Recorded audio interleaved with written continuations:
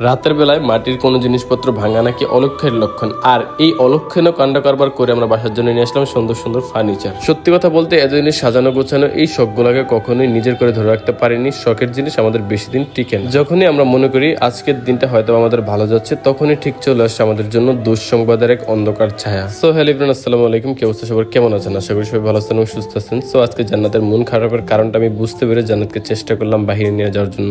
এখন খুশি তুমি? আজকে খুশি?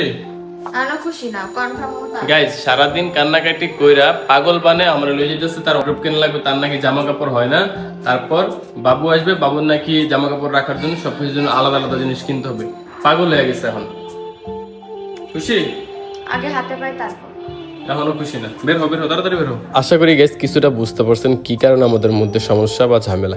যাই হোক গাইস, আমরা বাসা থেকে বের হয়ে যাচ্ছিলাম, আর যাওয়ার পথে হঠাৎ করে জান্নাত আমাকে বলে যে এখান থেকে আমাকে চকলেট নিয়ে দাও। জান্নাতের এখন এমন একটা অবস্থা যে যখন যেটা মন চায় সেটাই আমার কাছে চায়, আর আমি চেষ্টা করি তার সবগুলো আবদার পূরণ করার। সো গাইস, বাসা থেকে বের হয়ে সোজাসুজি চলে আসলাম আমরা মার্কেটে। এখান থেকে কিছু জিনিসপত্র কেনার জন্য মূলত আমরা আসি।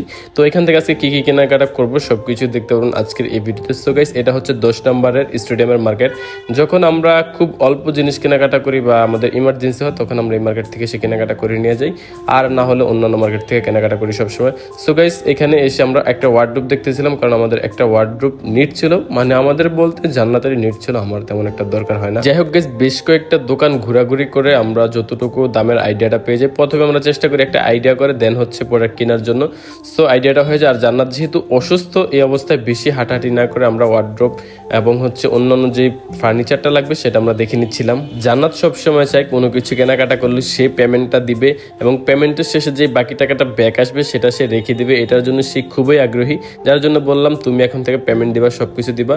সো সে এটা শুনে অনেক বেশি খুশি হয়ে যায় এবং সে নিজের কাছে রেখে পেমেন্টটা দেয়। তো গাইস, সবকিছু শেষ করে বাসায় চলে আসে এবং ওয়ার্ড্রোবটা আমাদের বাসায় চলে আসে। তো গাইস, আমরা বাসার একটু জিনিসপত্রগুলো উলট পালট করে ঠিকঠাক করছিলাম, কারণ স্পেসের খুবই অভাব ছিল, যেহেতু আমাদের মাস্টার রুমটা একটু ছোট হয়ে গেছে, বাট আমাদের অন্যান্য রুম কিন্তু অনেক বেশি বড়। গাইস, বাসায় কাজ করতে গিয়ে নাড়াচাড়া করার কারণে কিন্তু একটা দুর্ঘটনা ঘটে যায়। আমরা প্রথমে বুঝতে পারিনি, পরে খাটের নিচে আমি ঢুকে বুঝতে পারি যেটা আমাদের শখের যে ব্যাংকটা রয়েছে, যেটাতে আমরা দীর্ঘ 2 থেকে 3 বছর ধরে টাকা জমাচ্ছিলাম।